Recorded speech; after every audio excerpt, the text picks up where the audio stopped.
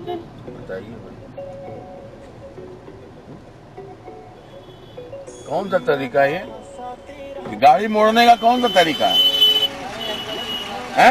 ना डिपर देना ना कुछ, तुम लोग को चालान कर देना चाहिए।